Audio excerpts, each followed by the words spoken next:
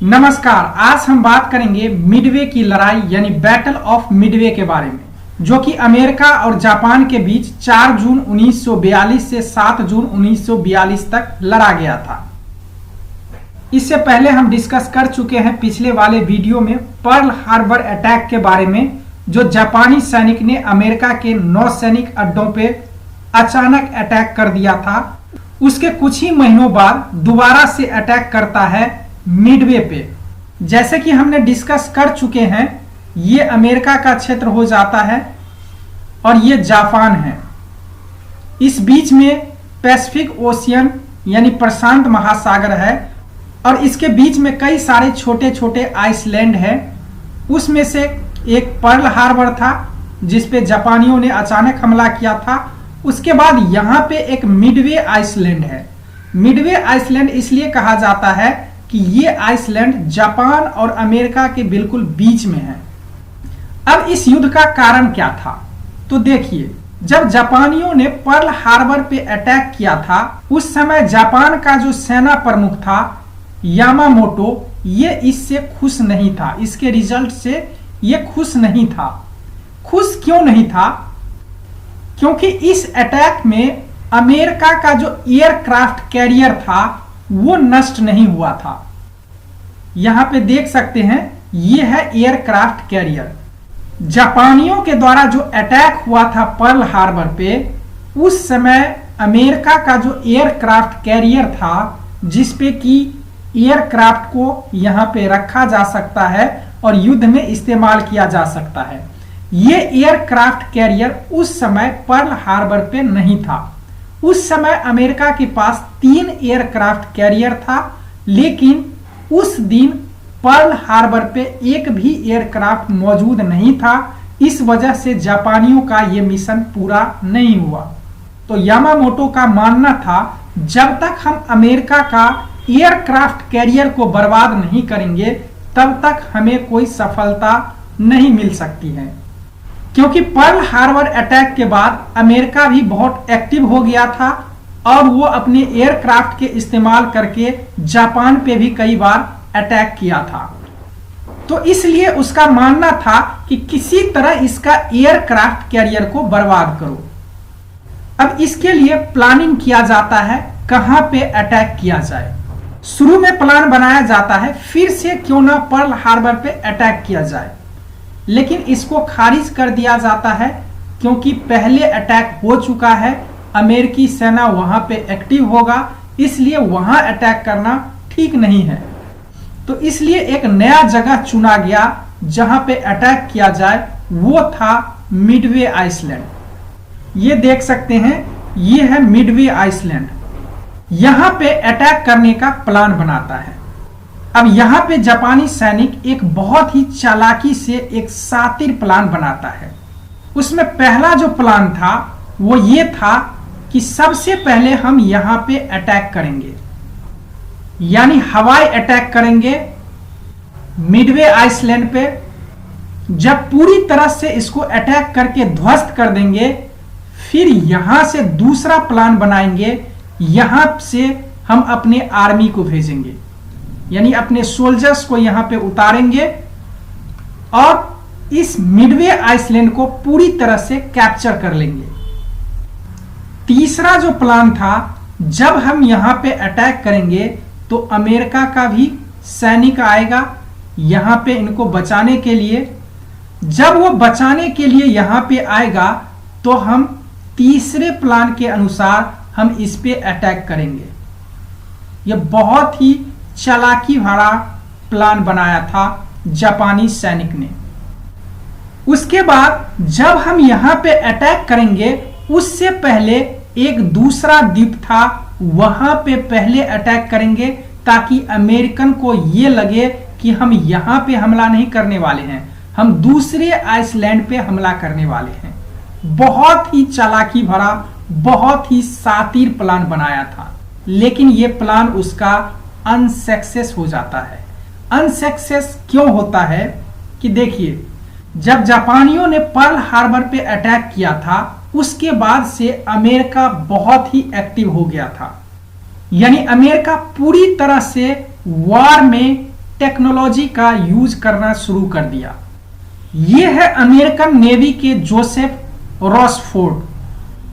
ये स्टेशन हाइपोटेक्निक से जो भी जापानियों के बीच में जो बातचीत चल रहा था उसको ये डिकोड कर लेता था, यानी जो भी बातचीत चलता था उसको ये डिकोड कर लेता था और जापानी सैनिक के बीच में क्या बातचीत चल रही थी सारा का सारा पोल उसका खुलता जा रहा था।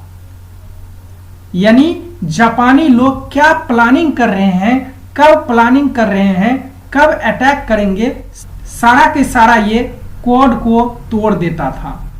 अब यहां पे थोड़ी सी समस्या आई। जोसेफ के टीम ने यह कह दिया था कि जापानी मिडवे आइसलैंड पे अटैक करने वाले हैं, लेकिन इसका कोई पुख्ता कोई ऐसा चीज नहीं था जिससे ये साबित कर पाते। लेकिन अपने एनालिसिस से पूरी तरह से कह दिया था कि वो मिडवे आइसलैंड ही है जहां पे जापानी अटैक करेंगे।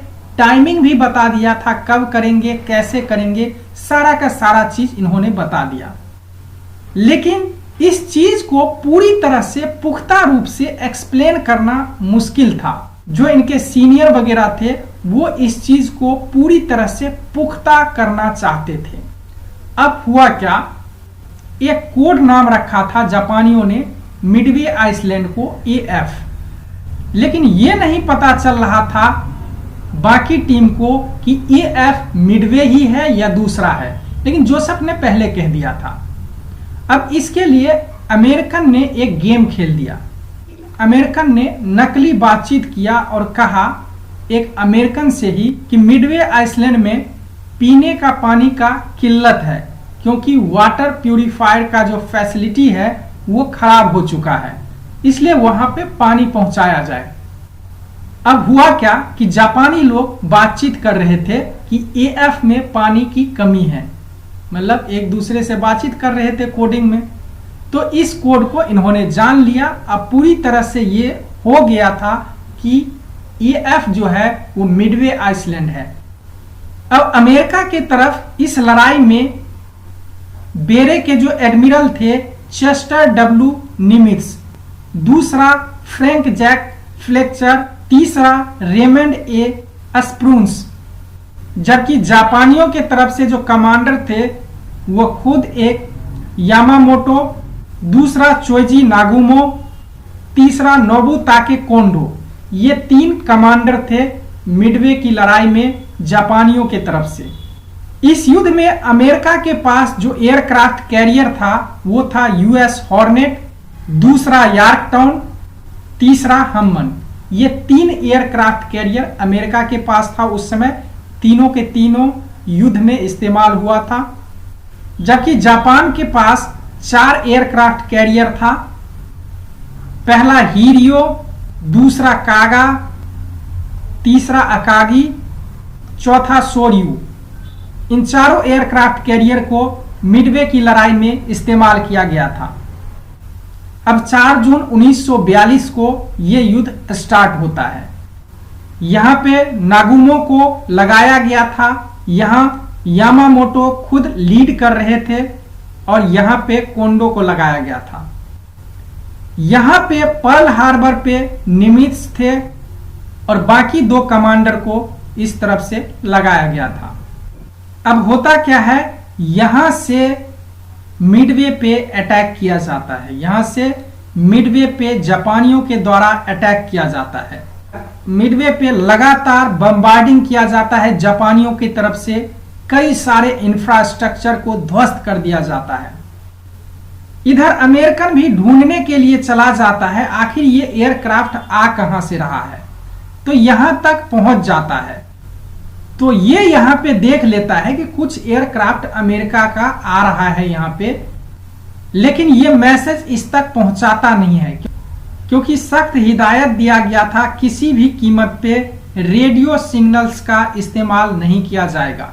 तो ये बेचारे कोई सिग्नल ही नहीं देता था, कोई बातचीत ही नहीं करता था क्योंकि रेडियो के लिए मना किया गया था।